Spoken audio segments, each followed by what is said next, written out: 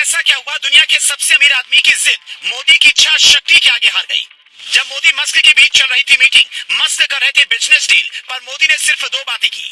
France से Britain तक की जरूरत कैसे बन गया भारत, अमेरिकी बिजनेसमैन की कैसे बदली बुद्धि, समझिए। 13 महीने पहले तक जो एलन मस्क ये कह रहे थे कि किसी भी कीमत पर इंडिया में प्लांट नहीं लगाएंगे, वो जून 2023 आते ही कैसे बदल गए। मोदी या जयशंकर ने ऐसा कौन सा जादू कर दिया कि वो पूरी दुनिया के सामने कहने लगे, अगले साल इंडिया आऊंगा, प्लांट लगाने की सोचूंगा और मैं मोदी का जबरा फैन हूँ। ये तस्वीर बताती है कि मोदी और मस्क के बीच अच्छी बातचीत हुई है। हिंदुस्तान को रोजगार के मसले पर बड़ी खुशखबरी मिलने वाली है, जबकि 13 महीने पुरानी तस्वीर ये कहती है कि एलन मस्क जैसा व्यक्ति इंडिया आने की छोड़िए, प्लांट लगाने की भी नहीं सोच रहा था। ये ट्वीट 27 मई 2022 को एलन मस्क ने किया था, जिसमें वो लिखते हैं, टेस्ला ऐसे किसी लोकेशन पर मैन्युफैक्चरिंग प्लांट नहीं लगाएगी जहां उससे पहले से कारों को बेचने और सर्विस की परमिशन नहीं है।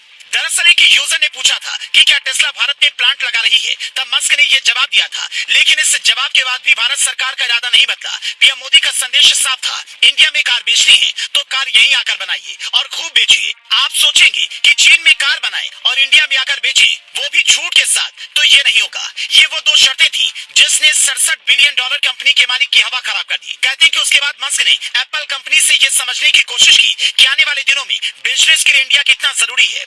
भारत में सबसे ज्यादा आबादी युवाओं की है। साल 2022 में भारत में 37.93 लाख यूनिट कार बिक्री, मतलब लोगों में कार का क्रेज बढ़ा। ईएमआई पर घर और कार खरीदना मजबूरी और शौक दोनों है। आने वाले दिनों में क्रेज और बढ़ेगा, जिसका फायदा टेस्ला को मिलेगा। कंपटीशन भी बढ़ने वाला है। टेस्ला कार की स्पीड 150 किलोमीटर प्रति घंटे है और एक चार्ज में 500 किलोमीटर चलना लोगों को पसंद आएगा। इसकी कीमत 55 लाख से शुरू हो सकती है। हाई क्लास लोगों के लिए ये यूनिक पहचान बनेगा। कुछ दिनों पहले ही इंडिगो ने फ्रांस की कंपनी एयरबस को 500 विमान का ऑर्डर दिया। रतन टाटा ने एविएशन सेक्टर में इससे पहले एक बड़ी डील कर ब्रिटेन से अमेरिका तक एक खलबली मचा रखी थी। अमेरिकी राष्ट्रपति जो बाइडेन हर बात पर कहते हैं भारत का साथ जरूरी है, तो सवाल ये उठता है कि मोदी के नेतृत्व में भारत ने ऐसा क्या कर लिया जो पिछली किसी सरकारों में नहीं हुआ।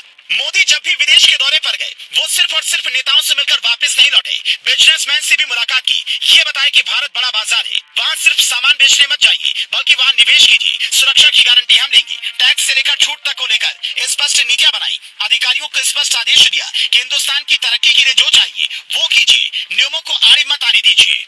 इसीलिए एलन मस्क जैसे अमीर आदमी की जिद भी मोदी की इच्छा शक्ति के सामने मात्र 13 महीने में हार गई। उन्हें यह एहसास होने लगा कि देश हित की बात आएगी, मजदूर क्लास से लेकर बड़े लेवल तक के लोगों की बात आएगी, तो मोदी को मनाना नामुमकिन होगा। इसीलिए जब मीटिंग हुई तो मस्क बिजनेस की बड़ी बड़ी बातें करते रहे और पीएम मोदी ने अपना इरादा पहले ही साफ कर दिया था कि हम चाहते हैं बड़ी बड़ी कंपनियां निवेश करें, नियम के मुताबिक छूट का फायदा उठाएं, पर प्रोडक्शन वही करना होगा। इससे हमारे लोगों को रोजगार मिलेगा। जब हम सक्षम हैं, तो किसी तीसरे देश में प्रोडक्ट क्यों बनेगा। एलन मस्क और मोदी की इस मुलाकात पर आप क्या कहेंगे, हमें कमेंट में बताएं।